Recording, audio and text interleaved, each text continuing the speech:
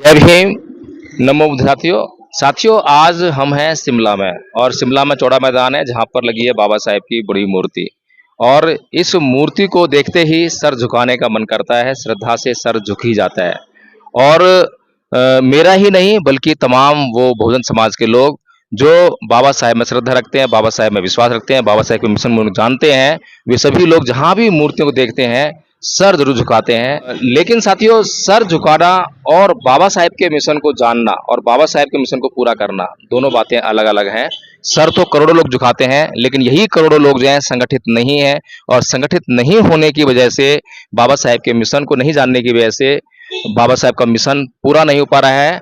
इतनी बड़ी संख्या एक दिन में करोड़ों रुपया खर्च कर देती है बाबा साहेब की जयंती मनाने के लिए, लेकिन बाबा साहेब का जो मिशन है वो पूरा नहीं हो रहा है। इसीलिए साथियों, धम्मपद संघ ने जो है इस बात को गंभीरता से लिया, और गंभीरता से लेकर ये जानने का प्रयास किया कि आखिर बाबा साहेब डॉक्टर भीमराव अम्बेडकर का मिशन पूरा क्यों नहीं हो रहा है। बाबा साहेब डॉक्टर भीमराव अम्बेडकर ने एक बात कही थी कि अगर बहुजन समाज को अपनी सभी समस्याओं से मुक्त होना है तो उसको जो है भारत को बौद्धमय करना पड़ेगा। भारत को बौद्धमय करने का मतलब ये है कि प्रत्येक बहुजन को बौद्ध धर्म अपनाना पड़ेगा। तो हर एक बहुजन, बहुजन मतलब SC ST और OBC, और आज ये SC ST OBC हजारों जातियों में बटा हुआ है। लेकिन जब जब महापुरुषों के मिशन को किसी ने समझा और उसको बिल्कुल वैसे के वैसे फॉलो करने का प्रयास किया तो मिशन बहुत आगे बढ़ा। मान्यवर साहब कांसी राम जी ने इस मूवमेंट को, बाबा साहेब की बात को अच्छी तरह से समझा। उन्होंने समझा कि अब मुझे कोई ज़्यादा खोजबीन करने की जरूरत नहीं है, रिसर्च करने की जरूरत नहीं है। बाबा साहेब ने सारी खोज कर ली है, सारी रिसर्च कर ली है, और जो लिखा है केवल उसको जो है अमली जामा पहनाना है। तो इसीलिए साथियों, बाबा साहेब ने जो कहा था कि बहुजन समाज को बौद्ध बनना पड़ेगा, क्योंकि बहुजन समाज जब तक बौद्ध नहीं बनेगा, हजारों जातियों में बटा रहेगा, तब तक जो है ये जो समाज है ये छोटी छोटी नदियों और नालों के रूप में दिखाई देगा, एक महासमुद्र दिखाई नहीं देगा। आपको नीला पटका पहनते हुए और बाबा साहेब की जयंती मनाते हुए करोड़ों लोग दिखाई देते होंगे, जनसैलाब दिखाई देता होगा, लेकिन समस्या वही कि बाबा साहेब का मिशन नहीं जानते। तो बाबा साहेब का मिशन भारत को बौद्धमय करना, उसके लिए धम्मपद संघ ने जो एक प्रयास शुरू किया है, धम्मपद संघ ने ये जानकारी लेने का प्रयास किया कि आखिर भारत को बौद्धमय करने में परेशानी क्या है। तो जब जगह जगह जाकर जब मूवमेंट की बात की, लोगों से पूछा कि भाई बाबा साहेब का मिशन क्या है, तो लोगों को बाबा साहेब का मिशन नहीं पता है, लेकिन बाबा साहेब के भीतर श्रद्धा जरूर है।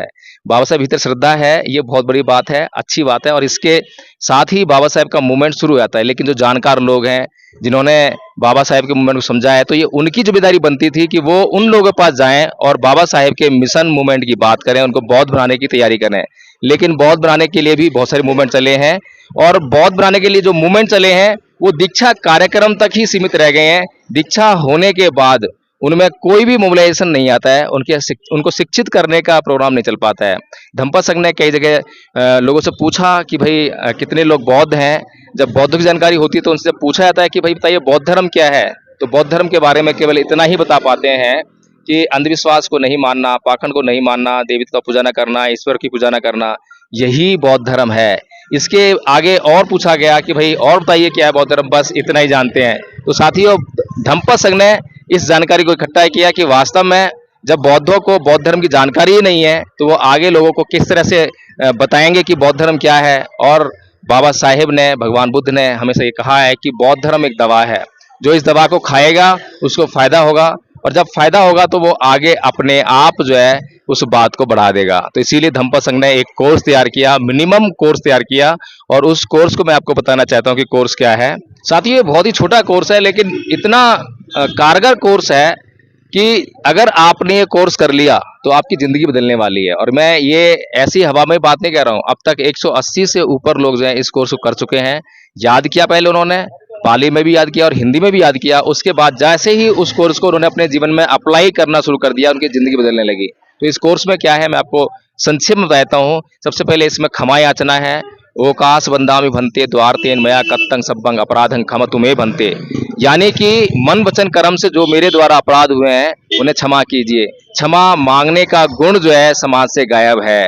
लोगों में द्वेष है, घृणा है, बदले की भावना है, क्षमा का जो गुण है वो गायब है।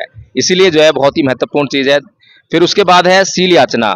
ओकाश अहंग बनते ती शरणेन सह पंचशीलं धम्मं याचामि अनुग्रहं कत्वा शीलं देत में बनते, कि कृपया करके मैं पंचशील धम्म की याचना करता हूँ, मुझे तिसरण सहित पंचशील दीजिए पूज्यवर।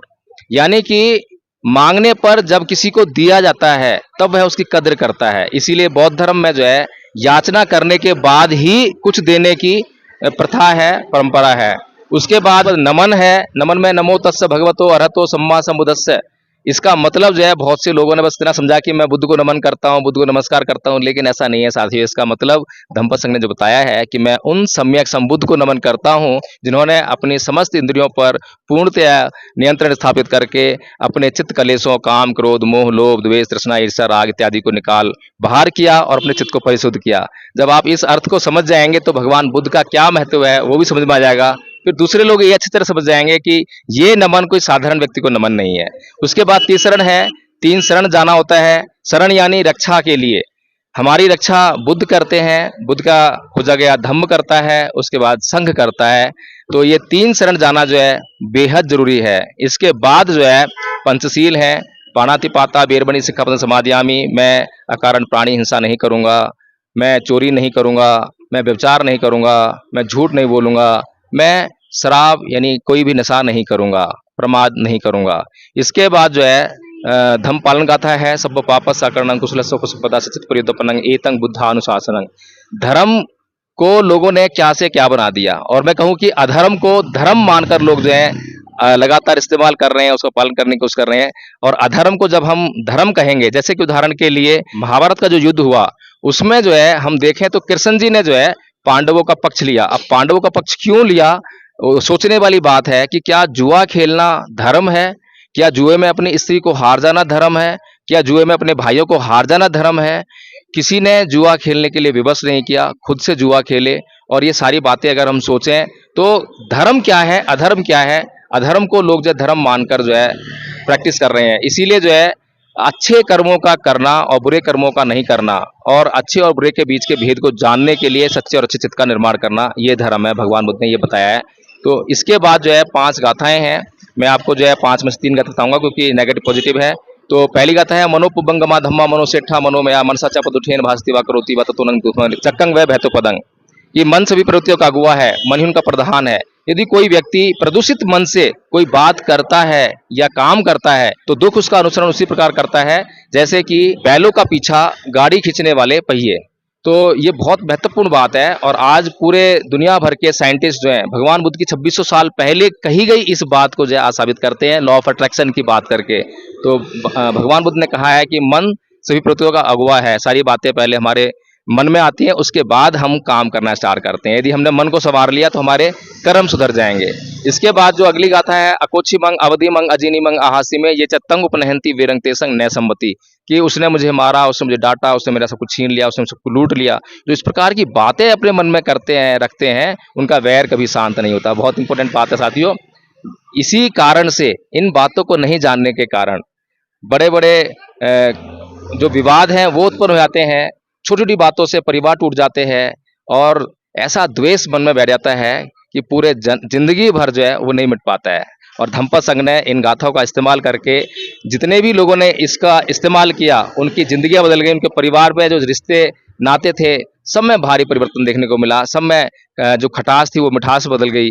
इसी प्रकार से एक अगला पद है, नाही वेरेन वेराणी संबंधित कुदाचनंग अवेरेन से संबंधी ऐस धम्मो सनातनो। वैर से कभी वैर शांत नहीं होता, अवैर से ही वैर शांत होता है। यही सनातन नियम है साथियों, यही सनातन नियम है। और बुद्ध की एक एक बात जो है सनातन है। सनातन का मतलब होता है जो सार्वजनीन हो, सार्वभौमिक हो, सर्वकालिक हो। जहां मर्जी इस्तेमाल कर लीजिए और जिस मर्जी पर इस्तेमाल कर लीजिए, जिस देश में जिस काल में इस्तेमाल कर दीजिए, रिजल्ट एक जैसा मिलेगा। भगवान बुद्ध की वाणी को आप जो है ये नहीं कह सकते कि इस काल में लागू होगी, उस काल में लागू नहीं होगी, इस आदमी पर सेट होगी, उस आदमी पर सेट नहीं होगी, या इस देश में लागू होगी, उस देश में लागू नहीं होगी। आप कहीं भी इस्तेमाल कीजिए, रिजल्ट हमेशा एक सा आएगा। तो साथियों, ये जो मैंने कोर्स का संक्षेप में जो वर्णन किया है, आप खुद सोचिए कि अगर इतनी जानकारी बौद्धों को हो जाए, इसे बेसिक जानकारी कहेंगे, अगर ये बेसिक जानकारी बौद्ध धर्म की बौद्धों को हो जाए तो वो अपने परिवार में चर्चा करने लगेंगे बौद्ध धर्म की, अपने आस पड़ोस में चर्चा करने लगेंगे, स्कूल में, कॉलेज में, ऑफिस में, जहां जहां वे जाएंगे, जहां जहां चर्चाएं होंगी, वहां वहां बौद्ध धर्म की चर्चा होने लगेगी। और जब बौद्ध धर्म चर्चा होगी तभी भारत को बौद्धमय करने में आसानी होगी और तभी बाबा साहेब डॉक्टर भीमराव अम्बेडकर का मिशन पूरा होगा। जय भीम, नमस्ते साथियों।